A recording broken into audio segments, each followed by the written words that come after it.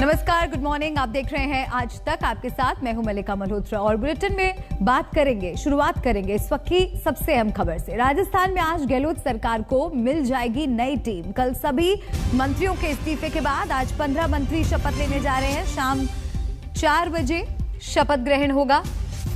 इनमें 11 कैबिनेट मंत्री होंगे, जबकि 4 विधायक राज्य मंत्री के रूप में शपथ लेने वाले हैं। सबसे अहम बात कि सचिन पायलट के 5 समर्थक विधायकों को भी मंत्री पद दिया जा रहा है।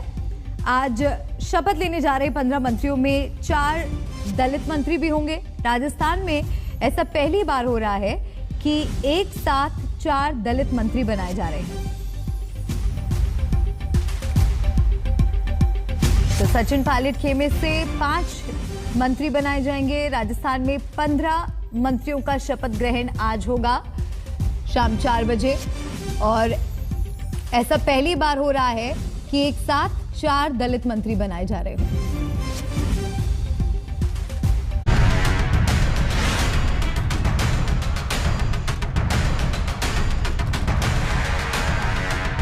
आज बदल जाएगा राजस्थान में गहलोत कैबिनेट का चेहरा। पुराने मंत्रियों की होगी छुट्टी, नए चेहरे होंगे शामिल। पायलट खेमे को मिलेगी जगह। कुछ का होगा प्रमोशन तो कुछ का होगा एडजस्टमेंट। सब कुछ तैयार है, बस आज शाम 4 बजे का इंतजार है। सूत्रों के मुताबिक पंजाब फॉर्मूले पर राजस्थान में गहलोत कैबिनेट तैयार होगी। कुल 15 मंत्री होंगे। इनमें 11 कैबिनेट मंत्री जबकि 4 राज्य मंत्री होंगे। पायलट कैंप से 5 को जगह मिलेगी। पहली बार 4 दलितों को राजस्थान में मंत्री बनाया जाएगा। मंत्रियों के नामों की लिस्ट भी आ गई है। 3 राज्य मंत्रियों को प्रमोट कर कैबिनेट मंत्री बनाया गया है। कैबिनेट मंत्रियों में हेमाराम चौधरी, महेंद्रजीत सिंह मालवीय, रामलाल जाट, महेश जोशी, विश्वेंद्र सिंह, रमेश मीणा, ममता भूपेश बैरवा, भजनलाल जाटव, टीकाराम जूली, गोविंदराम मेघवाल और शकुंतला रावत शामिल हैं। 4 राज्य मंत्रियों को भी शपथ दिलाई जाएगी। इनमें जाहिदा, विजेंद्र सिंह ओला, राजेंद्र गुढ़ा और मुरारीलाल मीणा शामिल हैं। फैसला सबने इस्तीफे दे दिए। पार्टी नेतृत्व को, जो पार्टी नेतृत्व फैसला करता है, सबसे इस्तीफे, सबने एक साथ इस्तीफे दिए। प्रस्ताव डोटासराजिन पड़ा। मुख्यमंत्री अशोक गहलोत जी की अध्यक्षता में मीटिंग हुई और आज तो बहुत बड़ा दिन है। और किसानों की जीत के बाद कांग्रेस ने किसान विजय संकल्प दिवस मनाया है। सचिन पायलट खेमे से 3 कैबिनेट मंत्री और 2 राज्य मंत्री बनेंगे।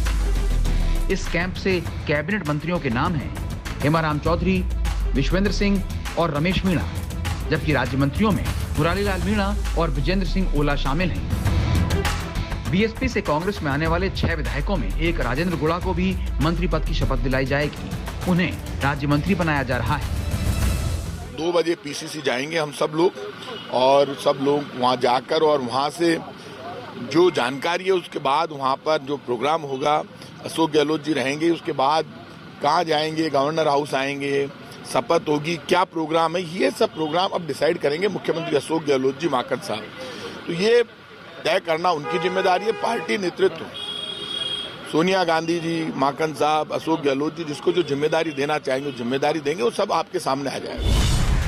कैबिनेट से बाहर जाने वाले और मंत्रिमंडल में जगह न मिल पाने वालों को भी एडजस्ट किया जाएगा। 22 विधायकों को नए पद दिए जाएंगे। इनमें 7 मुख्यमंत्री के सलाहकार बनेंगे तो 15 संसदीय सचिव बनाए जाएंगे। बीएसपी से आने वाले बाकी विधायकों और निर्दलियों को ये पद मिल सकते हैं। कई विधायकों को बोर्ड, निगम और कॉरपोरेशन में कुर्सी देकर खुश किया जा सकता है। नई कैबिनेट के साथ गहलोत सरकार मिशन 2023 की तैयारी शुरू करने जा रही है। यही वजह है कि कैबिनेट में जातीय और क्षेत्रीय समीकरण का पूरा ख्याल रखा गया है। कोशिश है कि हर किसी को खुश रखा जाए ताकि पूरी पार्टी मिलकर चुनावी मोर्चे पर डट जाए। दिल्ली से सुप्रिया भारद्वाज के साथ शरद कुमार, जयपुर, आज तक। और बीती रात मुख्यमंत्री अशोक गहलोत ने राज्यपाल कलराज मिश्र से मुलाकात की और कल जिन 3 मंत्रियों ने इस्तीफा दिया, उनका इस्तीफा सीएम ने राज्यपाल को सौंप दिया। सीएम से मुलाकात के बाद राज्यपाल ने उसे स्वीकार कर लिया। कैबिनेट मंत्री रघु शर्मा, हरीश चौधरी और राज्य मंत्री गोविंद सिंह डोटासरा ने कल इस्तीफा दिया था। तो ये वो तस्वीर आपको दिखा रहे हैं जब अशोक गहलोत गवर्नर से मिलने के लिए पहुंचे थे। 3 मंत्रियों ने इस्तीफा कल दिया था। इस इस्तीफे को गवर्नर तक पहुंचाया मुख्यमंत्री ने। कैबिनेट मंत्री रघु शर्मा, हरीश चौधरी और राज्य मंत्री गोविंद सिंह डोटासरा ने कल इस्तीफा दिया था। और पीएम ने शुक्रवार को तीनों कृषि कानूनों को वापस लेने का फैसला किया कि बड़ा ऐलान किया, लेकिन किसानों के घर वापसी अब तक नहीं हुई है। राकेश टिकैत खुलेआम कह रहे हैं कि उन्हें पीएम मोदी की बातों पर भरोसा नहीं। अब किसान संगठनों ने कृषि कानून से आगे बढ़कर एमएसपी पर लिखित आश्वासन की मांग कर दी है। आज भी किसान संगठनों की बड़ी बैठक होने वाली है जिसमें आगे की रणनीति पर फैसला होगा।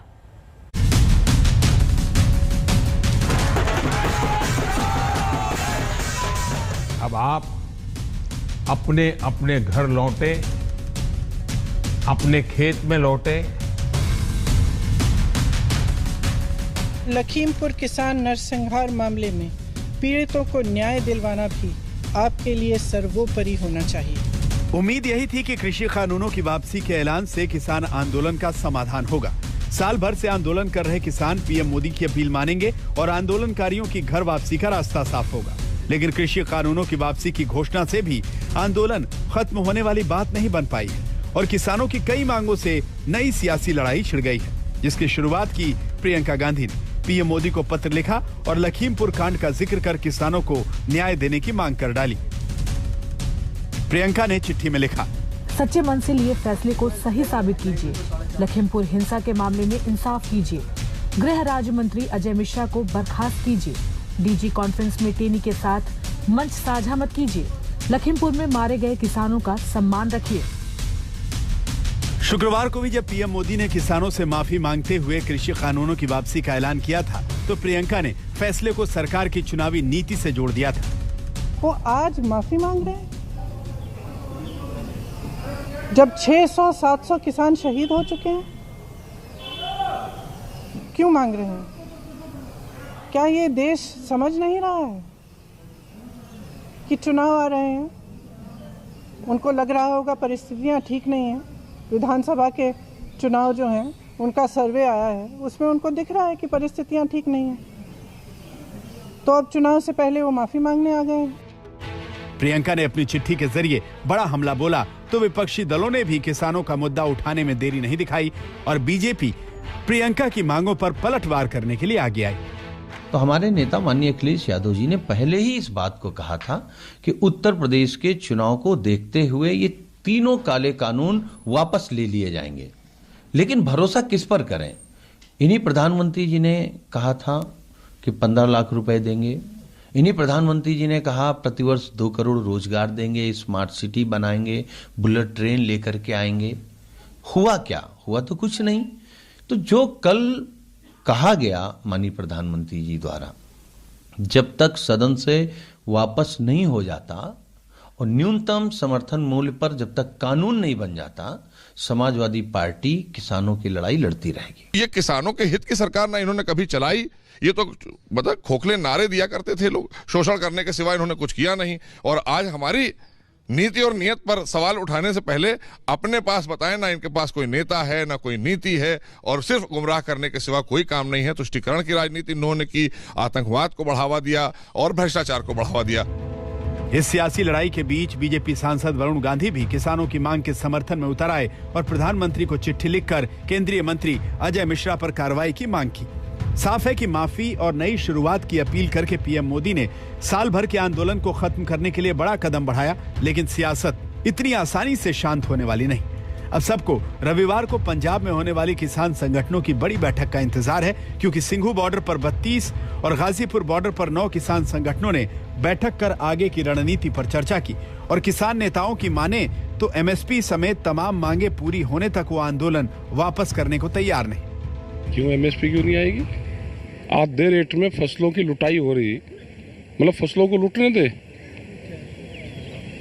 प्रधानमंत्री 2011 में जब ये मुख्यमंत्री थे तो एक फाइनेंशियल कमेटी एक बनी थी, उन्होंने अपनी रिपोर्ट दी थी उसमें कि एमएसपी पे गारंटी कानून बनना चाहिए। उसी रिपोर्ट को लागू कर दो। नहीं, एमएसपी को देखिए झट से पार्लियामेंट सेशन होने जा रहा है, इसको एक असूलन तौर पर मान लिया जाए कि सब फसलों पर सब किसानों को सब स्टेट्स में MSP मिलेगा और CACP जो है वो स्टैट्यूटरी उसको दर्जा दे दिया जाए, ताकि जो रेट CACP डिक्लेयर करेगा वो रेट मान्य होगा प्राइवेट एजेंसियों के लिए भी, गवर्नमेंट एजेंसी के लिए। कृषि कानूनों की वापसी के ऐलान के बाद किसानों ने केंद्र सरकार के सामने मांगों की नई फहरिस्त रख दी है। सरकार किसान संगठनों से बातचीत करे और बताए कि आखिर फैसला क्या हुआ है। कमेटी बने, उसी के जरिए फैसले लिए जाएं। MSP पर गारंटी देने वाला कानून बने, सीड बिल वापस लिया जाए, इलेक्ट्रिसिटी बिल, पॉल्यूशन बिल वापस हो, उन किसानों को मुआवजा मिले जिनकी मौत हुई, किसानों पर हुए मुकदमे वापस लिए जाएं। मीठी मीठी बात वहां से तो जरूर होती है, इतना मीठा भी प्रधानमंत्री को नहीं होना चाहिए।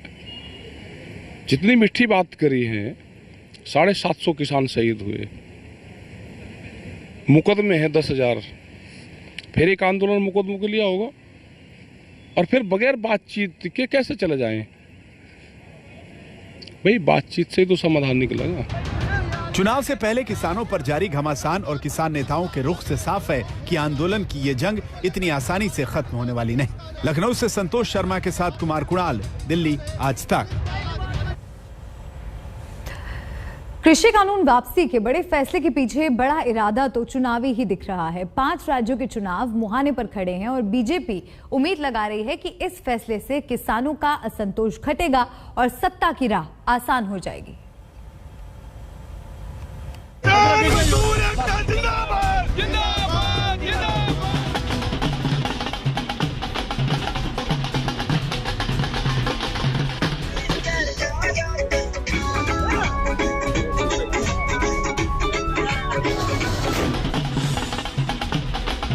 न तो किसी को अंदाजा था, न कोई खबर। धरना स्थलों, खेतों और घरों में किसान अपने अपने कामों में व्यस्त थे कि अचानक वो खबर बिजली की तरह पूरे देश में दौड़ गई, जो सुनने के लिए किसान आंदोलनकारियों के कान साल भर से तरस रहे थे। 3 कृषि कानूनों को वापस लेने का, रिपील करने का निर्णय लिया है। सुबह सुबह कृषि कानूनों के वापस लेने की खुशखबरी जिस किसान ने भी सुनी, उसके कदम थिरक पड़े।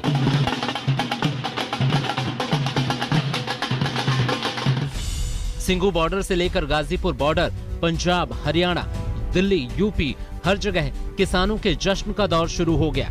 बॉर्डर पर डटे आंदोलनकारियों ने जलेबी मिठाई बांटी, वहीं भांगड़ा भी हुआ तो यूपी के खेतों में काम कर रहा किसान खेतों में ही झूमने लगा।